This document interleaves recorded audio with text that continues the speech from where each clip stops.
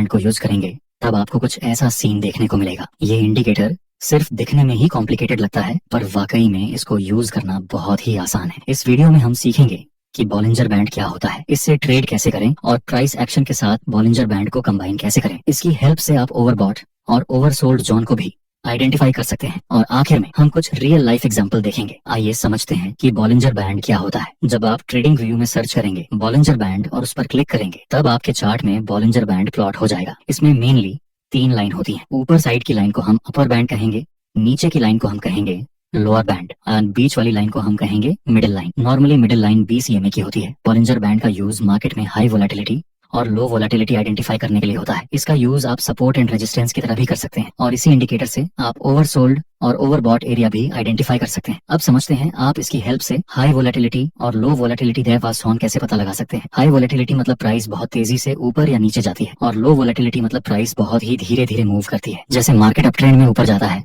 फिर नीचे आता है, फिर ऊपर जाता है। इसी तरह मार्केट कुछ टाइम हाई वोलेटिलिटी में मूव करता है, फिर लो वोलेटिलिटी, फिर हाई वोलेटिलिटी। इस तरह मार्केट इस साइकिल में मूव करता रहता है। जब मार्केट में लो वोलेटिलिटी हो या फिर मार्केट साइडवेज होता है, उसी समय बॉलिंजर बैंड का अपर बैंड और लोअर बैंड बहुत ही नैरो हो जाता है। और जब मार्केट वोलेटिलिटी जोन में होता है तब बॉलिंजर बैंड बहुत ही वाइड हो जाता है। हाई वोलेटिलिटी तब बॉलिंजर बैंड वाइड, लो वोलेटिलिटी तब बॉलिंजर बैंड नैरो। जब मार्केट साइडवेज जोन में होता है और बॉलिंजर बैंड भी नैरो हो जाता है। इसका मतलब कि अब आगे एक बड़ा मूव आ सकता है ऊपर या फिर नीचे। लेकिन इसमें प्राइस एक्शन के साथ ट्रेड कैसे करना है, जो कि सबसे ज्यादा महत्वपूर्ण है, उसके बारे में हम आगे डिस्कस करेंगे। अब समझते हैं कि बॉलिंजर बैंड्स को आप सपोर्ट रेजिस्टेंस की तरह कैसे यूज कर सकते हैं। देखिए, इसमें प्राइस हमेशा यह 2 बैंड्स के अंदर मूव करेगी। जब प्राइस इस लोअर बैंड को टच करे तो ये लोअर बैंड सपोर्ट की तरह काम करेगा। जैसे कि यहाँ आप देख सकते हैं प्राइस नीचे आती है और यह लोअर बैंड को टच करके प्राइस ऊपर की डायरेक्शन में मूव करती है। इस तरह जब प्राइस इस अपर बैंड को टच करे तब ये अपर बैंड आगे रेजिस्टेंस का काम कर सकती है। जैसे कि यहाँ प्राइस ऊपर जा रही थी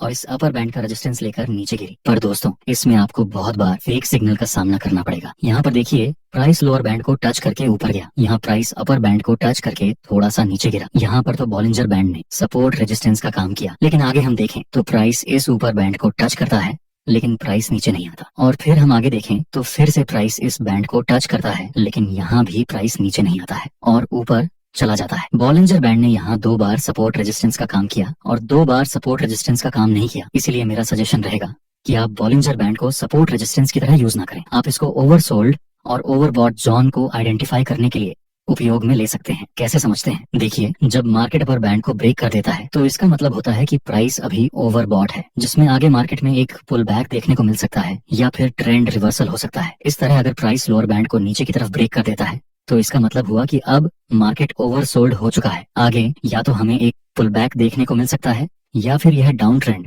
अप ट्रेंड में रिवर्स हो सकता है। लेकिन आपको सिर्फ ओवरसोल्ड और ओवरबॉट जोन देखकर ट्रेड नहीं लेना है। आपको कुछ एक्स्ट्रा कंफर्मेशन के साथ काम करना पड़ेगा। जैसा कि यहाँ पर आप देख सकते हैं, price lower low and lower high के स्ट्रक्चर में नीचे आ रहा है और फिर प्राइस बॉलिंजर बैंड के लोअर बैंड को नीचे की तरफ ब्रेक कर देता है। अभी के लिए मार्केट ओवरसोल्ड है, लेकिन तुरंत हमें एंट्री नहीं करना है। हम वेट करेंगे कि जब दूसरी कंफर्मेशन कैंडल इस ब्रेक डाउन कैंडल के हाई के ऊपर क्लोज हो जाए तब हम बाय में एंट्री कर सकते हैं। नेक्स्ट हम देखें तो दूसरी green candle break down candle के हाई के ऊपर क्लोज हो चुकी है। अब हम बाय में एंट्री कर सकते हैं। स्टॉप लॉस रखेंगे उस कैंडल से जिसमें ब्रेक डाउन हुआ, उसके लो से थोड़ा सा नीचे, और प्रॉफिट टारगेट में पहला टारगेट रखेंगे इस मिडिल लाइन के पास। यहाँ पर आप चाहें तो 50% प्रॉफिट बुक कर सकते हैं और सेकंड टारगेट रखेंगे यहाँ तक। जब प्राइस इस अपर बैंड को टच करे उस समय आप पूरा प्रॉफिट बुक कर सकते हैं। नेक्स्ट हम देखें तो प्राइस ने इस मिडिल लाइन को भी ब्रेक कर दिया और अंत में प्राइस अपर बैंड को भी टच कर देती है, जहाँ हमारा प्रॉफिट टारगेट भी कंप्लीट हो चुका है। नेक्स्ट मार्केट थोड़ा सा ऊपर जाता है और नीचे गिरने लगता है। दोस्तों, क्या हमें यहाँ दूसरा ट्रेड सेल में कर लेना चाहिए? नहीं, यहाँ कोई भी कैंडल ने बॉलिंजर बैंड के अपर बैंड को ऊपर की तरफ ब्रेक नहीं किया, मतलब अभी मार्केट ओवरबॉट नहीं है। नेक्स्ट हम देखें तो प्राइस नीचे आता है और फिर से प्राइस ने इस लोअर बैंड को नीचे की तरफ ब्रेक कर दिया और दूसरी कंफर्मेशन कैंडल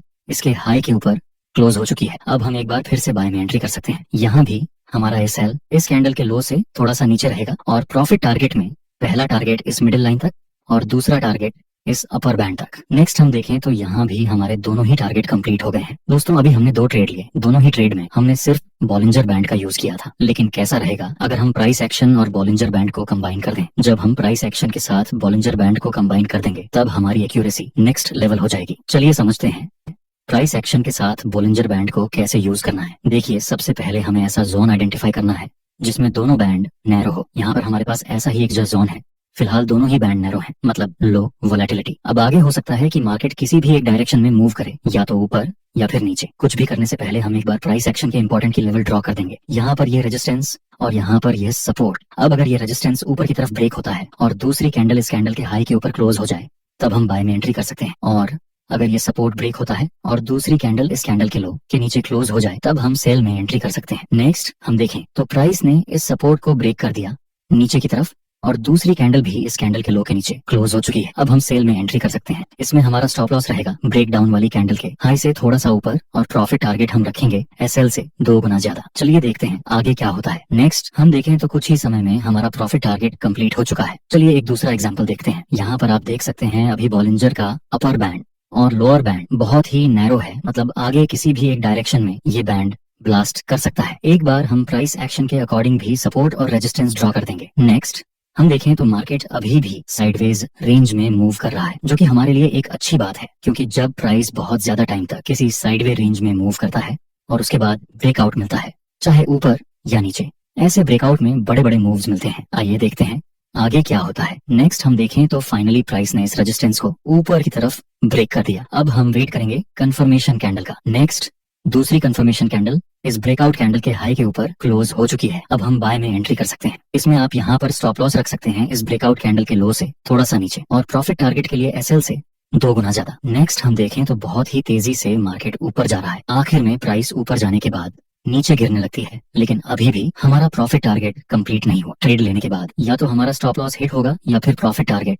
ऐसे स्ट्रॉन्ग माइंडसेट के साथ हम होल्ड ही करेंगे। नेक्स्ट हम देखें तो प्राइस फिर से धीरे धीरे ऊपर की साइड मूव करती है, और अंत में हमारा प्रॉफिट टारगेट कंप्लीट हो गया है। दोस्तों हमें यहाँ इतना बड़ा मूव मिला क्योंकि यहाँ ब्रेकआउट होने से पहले मार्केट ने काफी ज्यादा टाइम इस साइडवे रेंज के अंदर बिताया था। अगर बाय चांस ये रेंज इतनी बड़ी ना होती और इसकी रेंज स्मॉल होती, तो हम प्रॉफिट टारगेट उतना बड़ा नहीं रखते। इसलिए याद रखना, जितनी बड़ी साइडवेज रेंज ब्रेकआउट के बाद उतना ही बड़ा मूव। दोस्तों अब हम कुछ मिस्टेक्स देखते हैं जो आपको बिल्कुल भी रिपीट नहीं करनी है। कैसी मिस्टेक्स? देखिए, यह मार्केट साइडवेज रेंज में था जिसमें अपर बैंड और लोअर बैंड भी बहुत नैरो था। प्राइस एक्शन के अनुसार हम यहाँ पर इन पॉइंट्स को कनेक्ट करके एक रेजिस्टेंस ड्रॉ कर देंगे, और इन पॉइंट्स को कनेक्ट करके हम एक सपोर्ट ड्रॉ कर देंगे। अब हम वेट करेंगे कि प्राइस इन 2 लेवल्स में से किसी एक को ब्रेक करे। नेक्स्ट हम देखें तो यह रेजिस्टेंस लेवल ऊपर की तरफ ब्रेक हो चुका है, और कंफर्मेशन कैंडल इस कैंडल के हाई के ऊपर क्लोज हो चुकी है। ये है तो बाय करने का सिग्नल, लेकिन हम इस रेजिस्टेंस को इग्नोर नहीं कर सकते। ऐसा हो सकता है कि जिन लोगों ने यहाँ बाय किया हो वे इस रेजिस्टेंस को देखकर अपना प्रॉफिट बुक करने लगे, इसलिए हम ट्रेड में एंट्री नहीं करेंगे। नेक्स्ट